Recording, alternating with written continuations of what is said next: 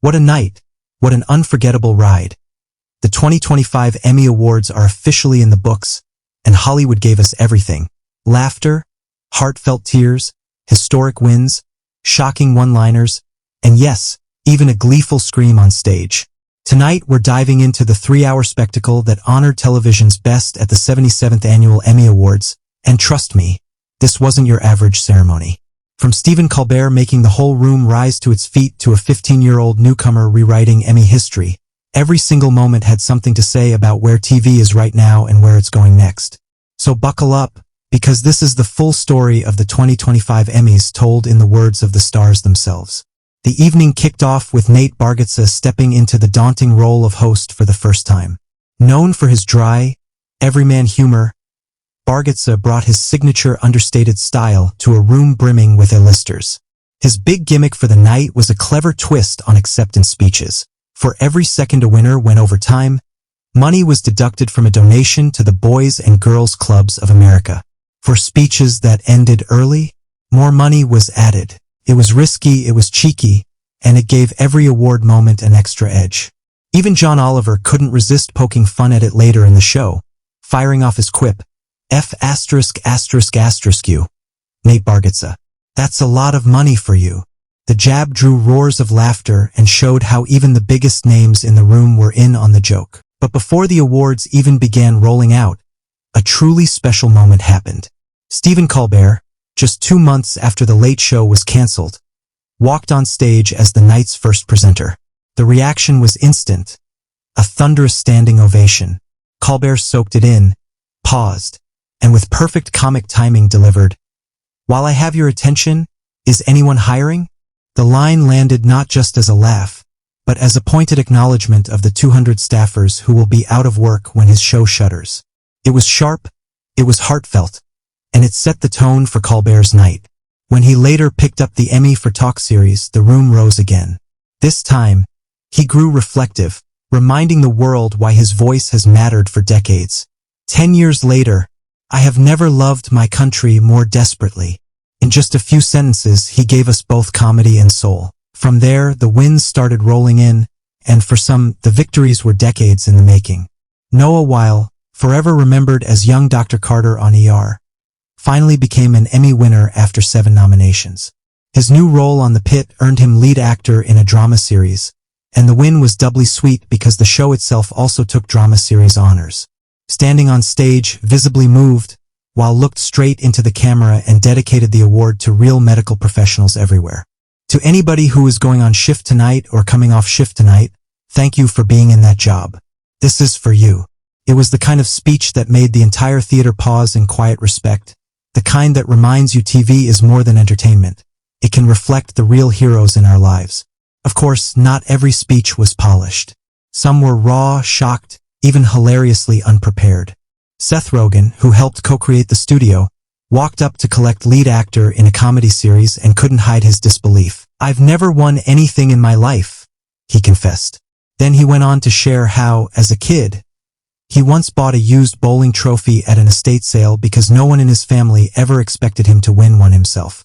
It was awkward, it was funny, and it made his triumph feel even sweeter. The studio itself ended up a big winner of the night, proving once again that comedy built on surprise and sincerity connects deeply with audiences. History was also made in the supporting actor in a drama series category. Trammell Tillman of Severance became the first black actor ever to win that award, and he used the moment to honor the woman who shaped him most, his mother. His words were a perfect mix of humor and heart. "You remember what you want to remember. You make time for what you want to make time for. Do the work. Show up. And most importantly, for the love of God, don't embarrass me in public. My first acting coach was tough, y'all, but all great mothers are." The cameras cut to his mom in the audience, her hand pressed to her heart, eyes glistening with pride. It was pure Emmy magic. Then came Kristen Milioti, who turned her acceptance speech for The Penguin into an electrifying performance of its own. Clutching her award for lead actress in a limited or anthology series or movie, she opened up about how hard it is to make sense of life today, even revealing that she'd scribbled her notes on the back of a therapy worksheet. Her gratitude for her collaborators was intense, unfiltered, She even joked she wanted to freebase showrunner Lauren Lefranc's brain. And then, with no warning, she ended with a primal scream. "I love acting so much.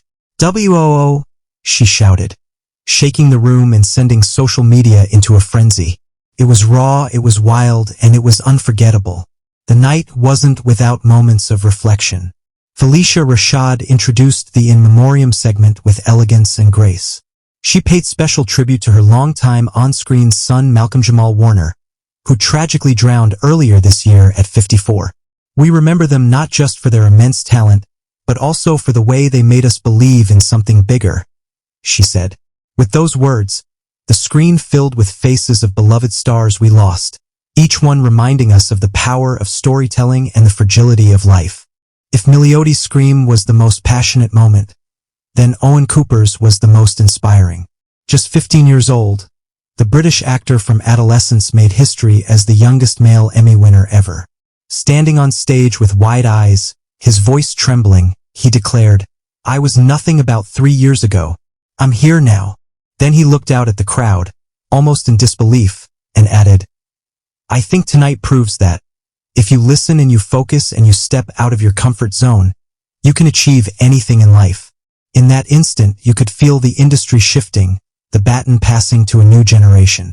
Not everyone kept things sentimental, though.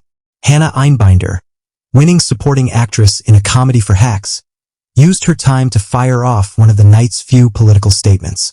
"Go Birds, F***IC, Free Palestine," she blurted before leaving the stage. The censors scrambled, the crowd gasped, and backstage she doubled down on her stance. It was risky, it was bold, and it ensured that her voice would echo far beyond the ceremony. Meanwhile, Stephen Graham brought levity when he picked up the Writing Award for Adolescence alongside co-creator Jack Thorne. The British star couldn't resist poking fun at their height difference, joking, "We're not doing a remake of Little and Large." The line drew huge laughs, proving that even on a night of serious achievement, comedy had its place. Graham later returned to the stage to collect his lead actor trophy for the same project, making it one of his biggest nights yet.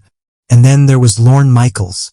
50 years after he first won an Emmy in 1976, the legendary producer took the stage for SNL 50, the anniversary special.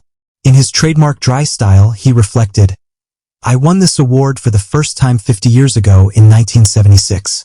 I was younger and had a lot of dreams about what would happen in my life. Not one of those dreams was me doing the same show for the next 50 years. The crowd loved it because it wasn't just about money. It was about how great writing can outshine everything else." And finally, Nate Bargatze wrapped up his first hosting gig with a weary grin, muttering, "I can't imagine ever doing this again." Whether he meant it or not, he had pulled off something impressive, keeping the show mostly on time, mostly drama-free, and full of moments that reminded us why we tune in year after year. From exuberant shouts to heartfelt tributes, from history-making teenagers to seasoned legends reflecting on half a century, the 2025 Emmys captured the full spectrum of human emotion. Television, after all, is about telling stories, and tonight the storytellers themselves gave us one for the ages.